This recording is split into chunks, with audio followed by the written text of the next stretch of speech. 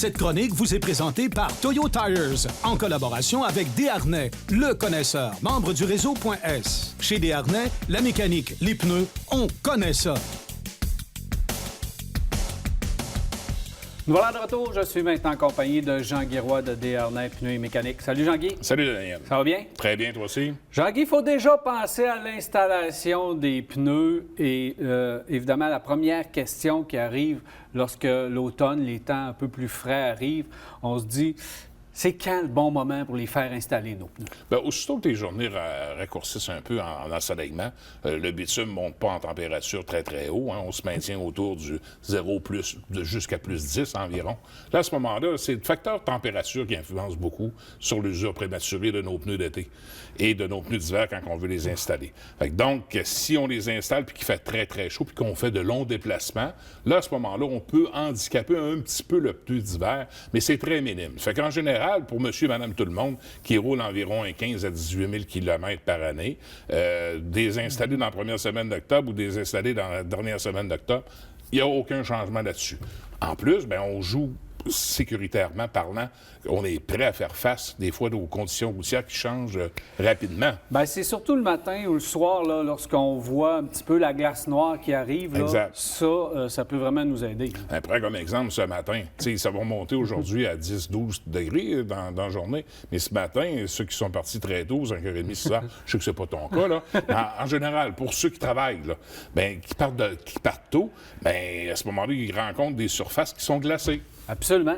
Bon, voilà le temps pour les installer. Maintenant, une fois qu'on a décidé de faire l'installation, il y a deux choix. Soit qu'on a les pneus chez nous, soit que les pneus sont déjà chez vous. Qu'est-ce qu'on doit vérifier sur nos pneus? Bien, les pneus, premièrement, c'est la permutation. Si on a été sage puis on a fait une permutation pendant la saison, ce qui est recommandable. Là, toi, tu vois ça puis tu dis, sont usés égales, vous avez bien fait ça. C'est en plein ça. Fait que là, on a une bonne rotation. On met toujours les pneus qui étaient la dernière fois quand on les a retirés, qui étaient sur le train arrière, on va les emmener à l'avant et vice-versa. Donc, on s'assure justement pour sortir le maximum de kilométrage sur nos pneus. Là, il y a le fameux phénomène qui revient de plus en plus dans le marché, que on a des pneus de compromis, là, des pneus hybrides qu'on appelle, qui essayent de déjouer la fameuse loi qu'on s'est donnée en 2008, et que c'est des pneus qui sont moins bons en été puis moins bons en hiver. Donc, on est so-so on fait pas faire face aux bonnes réalités d'hiver parce qu'on n'a pas le bon pneumatique. Fait que c'est des compromis qui sont un petit peu questionnables. Les pneus que tu parles, c'est les pneus avec le fameux pictogramme, le retour, si on veut dire, des 4 saisons.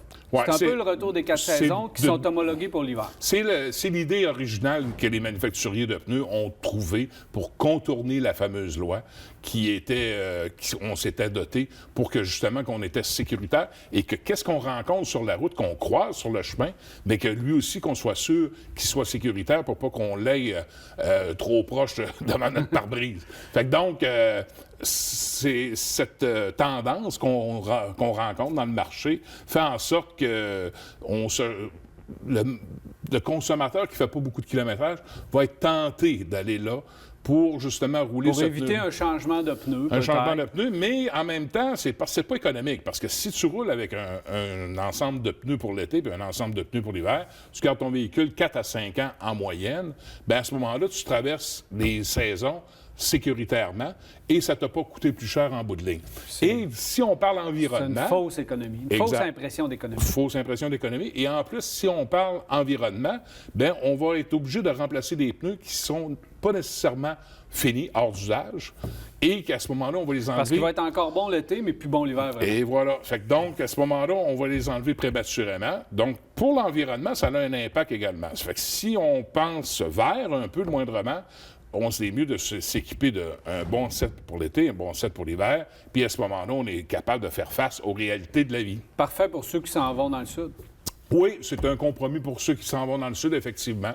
Mais encore là, tu sais, c'est pas le bon pneu. Tu sais, il va user prématurément, justement, dans le sud, à chaleur. Fait que, tu sais, c'est pas quelque chose d'intéressant. J'ai des consommateurs qui en ont fait l'usage, qui en ont fait l'essai, il y a 2 ans, 3 ans, et ces pneus-là ont été décevants. comme résultat, comme performance, comme durabilité.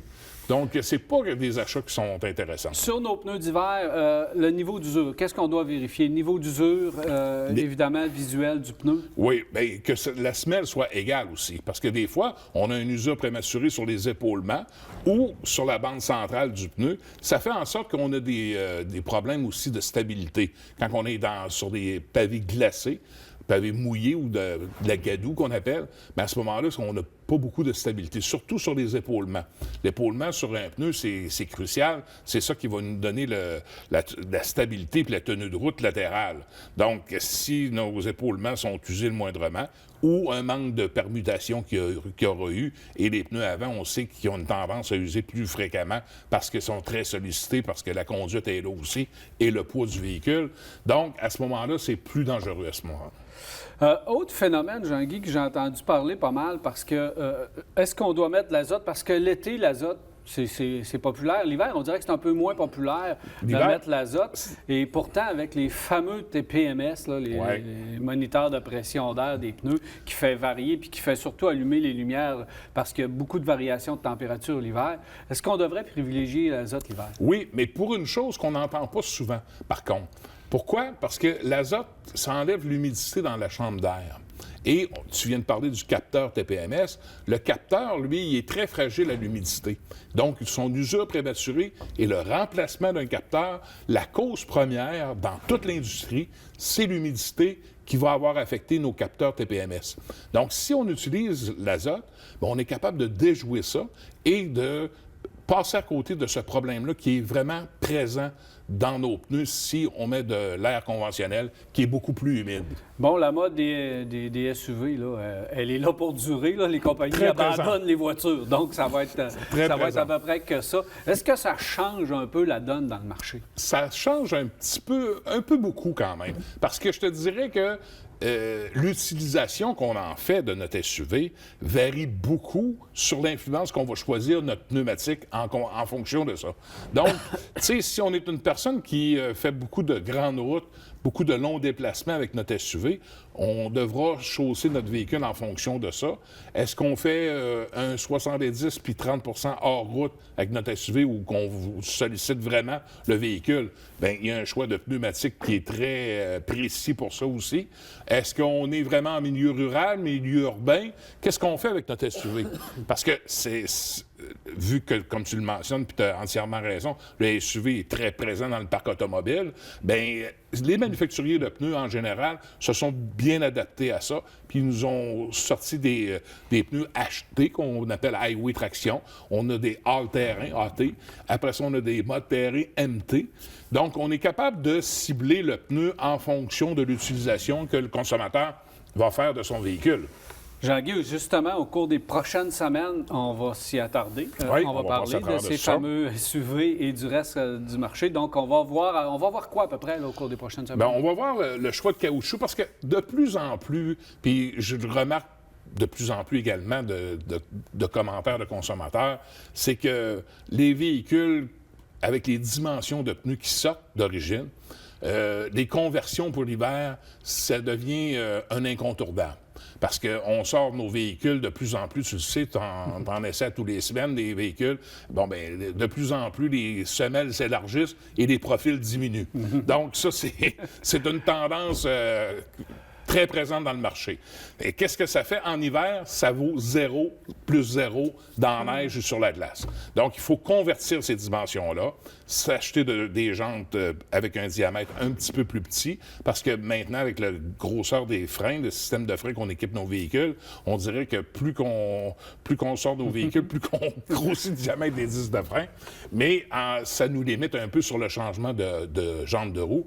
Mais il faut convertir le plus possible. Conversion, on va en parler. Parce que c'est important que notre poids soit réparti sur une moins grande surface pour l'efficacité de freinage et la stabilité. Donc, on va voir tout ça et en plus des manufacturiers, des nouveautés. Oui, on va faire le tour du... On a travaillé fort chez les manufacturiers de pneus pour sortir faire le tour du catalogue. Et s'adapter, on va faire le tour de tout ça. Oui. Et Jean-Guy aussi, tu restes avec nous. Oui, À la fin de l'émission, tu vas répondre aux questions parce qu'il y a des gens qui ont posé des questions. Fait que tu restes avec nous. avec plaisir. Parfait. Alors, M. Jean Guéroy de Desharnais Pneus et Mécanique, il reste avec nous. Si vous avez des questions pour Jean-Guy, vous pouvez me les poser, vous les envoyer. Puis lors de la prochaine visite, on va lui poser à Jean-Guy. Donc, toujours le fun qui reste et qui puisse répondre à vos questions. 670-9078, poste 230 ou encore virage@telmac.tv ou via notre Facebook. C'est les façons de nous poser des questions pour Jean-Guy et autres. On s'arrête et au retour, les nouvelles avec Marc Bouchard.